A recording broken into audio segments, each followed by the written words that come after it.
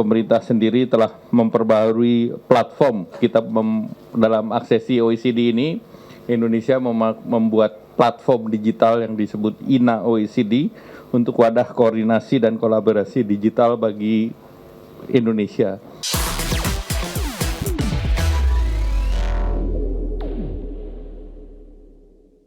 Menteri Koordinator Bidang Perekonomian Erlangga Hartarto menyampaikan bahwa Indonesia kini berada pada tahap tinjauan teknis dalam proses aksesi OECD. Ya, pada tahap awal ini, pemerintah merinci keselarasan antara kebijakan nasional dan instrumen hukum OECD.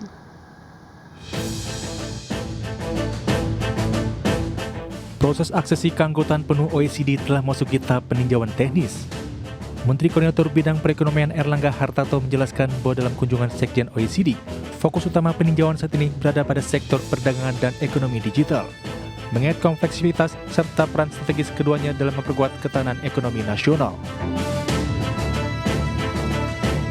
Erlangga menjelaskan bahwa pemerintah telah menetapkan Kepres nomor 30 tahun 2025 sebagai amandemen atas Kepres nomor 17 tahun 2024 mengenai Tim Nasional Aksesi OECD.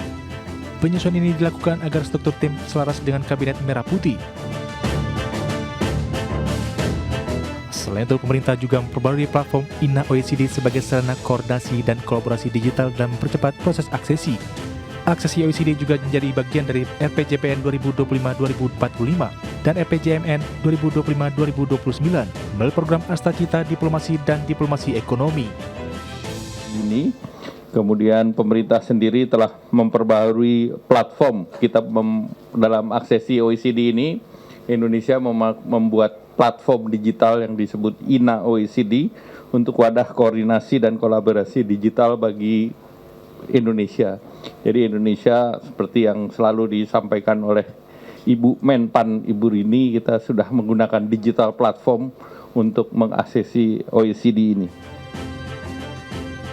Erlangga menambahkan keanggotaan Indonesia dalam OECD diharapkan mampu menghasilkan kebijakan publik yang lebih baik dan berdampak langsung terhadap peningkatan kualitas hidup masyarakat.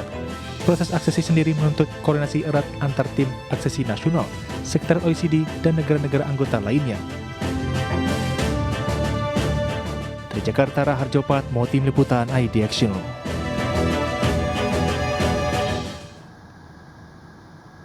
Ya, sebelumnya Menteri Keuangan Purbaya Yudi Sadewa memastikan pungutan bea keluar batubara akan segera diberlakukan mulai 2026, di mana nantinya tarif bea keluar yang akan ditetapkan pemerintah berada pada kisaran 1% hingga 5%. Ya, Purbaya menegaskan kebijakan normalisasi ketentuan perpajakan batubara ini bertujuan untuk menciptakan kesetaraan.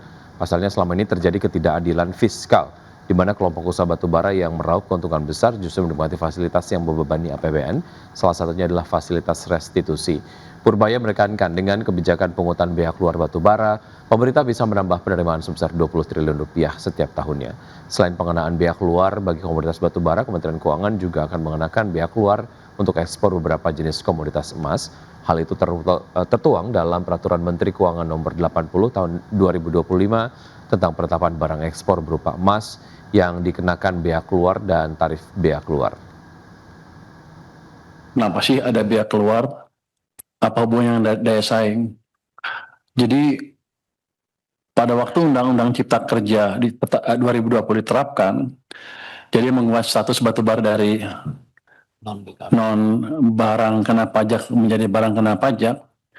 Akibatnya industri batubara bisa meminta restitusi PPN ke pemerintah. Itu sekitar 25 triliun per tahun.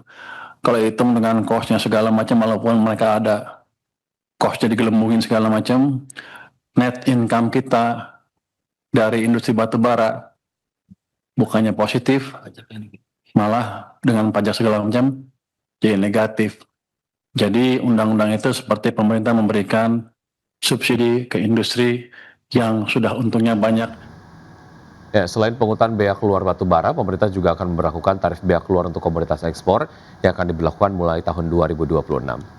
Di mana melalui Peraturan Menteri Keuangan, ekspor komoditas emas akan dikenai tarif sebesar 15%.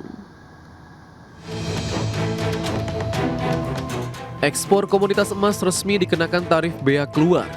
Menteri Keuangan Purbaya Yudi Sadewa resmi menetapkan bea keluar untuk ekspor beberapa jenis komoditas emas. Kebijakan ini tertuang dalam Peraturan Menteri Keuangan Nomor 80 Tahun 2025 tentang penetapan barang ekspor berupa emas yang dikenakan bea keluar dan tarif bea keluar. Dalam Belet PMK Nomor 8 Tahun 2025 yang ditandatangani Menteri Keuangan Prubaya Yudi Sadewa 17 November 2025 dan diundangkan 9 Desember 2025, menetapkan tarif bea keluar produk emas berada di rentang 7,5 hingga 15%. Tarif ini ditentukan dari harga referensi dan jenis emas yang diekspor, sedangkan harga referensi ditetapkan oleh Kementerian Perdagangan. Perhitungannya, bila harga referensi emas yang ditetapkan di kisaran 2.800 hingga 3.200 dolar Amerika per troy ounce, maka tarif bea keluar di rentang 7,5 hingga 12,5%. Dan bila harga referensi ditetapkan mulai dari 3.200 dolar Amerika per troy ounce ke atas, maka tarif yang akan dikenakan di rentang 10 hingga 15%. Adapun daftar tarif bea keluar yang ditetapkan oleh Menkyu Purbaya diantaranya dor dalam bentuk bongkah dan batang tuangan, emas atau paduan emas dalam bentuk tidak ditempa granules dan bongkah cast bars, hingga minted bars yang terkena tarif ekspor 7,5 hingga 10%. Pemberlakuan tarif ekspor emas ini akan berlaku 14 hari setelah diundangkan. Kebijakan ini sejalan dengan kebijakan pungutan bea keluar sektor mineral dan batu bara. Tim Liputan IDX Channel. Setelah memangkas suku bunga pada pertemuan Desember, The Federal Reserve memberikan sinyal akan menahan pelonggaran moneter lanjutan dalam proyeksi terbaru yang dirilis usai pertemuan FOMC median.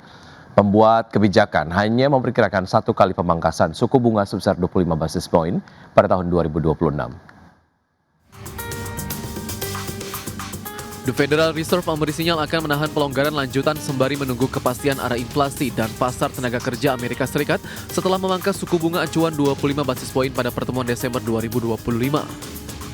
Dalam proyeksi terbaru yang dirilis usai pertemuan Federal Open Market Committee, median pembuat kebijakan hanya memperkirakan satu kali pemangkasan suku bunga sebesar 25 basis poin pada 2026, tidak berubah dari proyeksi September lalu.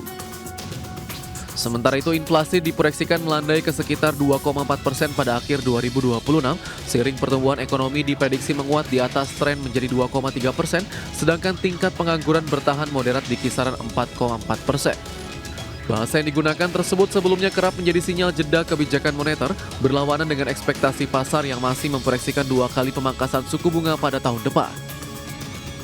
Dalam konferensi pers, Ketua The Fed Jerome Powell menyatakan pihaknya telah memangkas suku bunga sebesar 75 basis poin sejak September dan 175 basis poin sejak September tahun lalu, sehingga level suku bunga saat ini telah berada dalam kisaran luas estimasi nilai netral. Menurutnya, The Fed saat ini berada pada posisi yang baik untuk menunggu dan melihat bagaimana perkembangan ekonomi ke depan. Ia juga menegaskan kebijakan moneter tidak mengikuti jalur yang telah ditentukan. Berbagai sumber IDX Channel.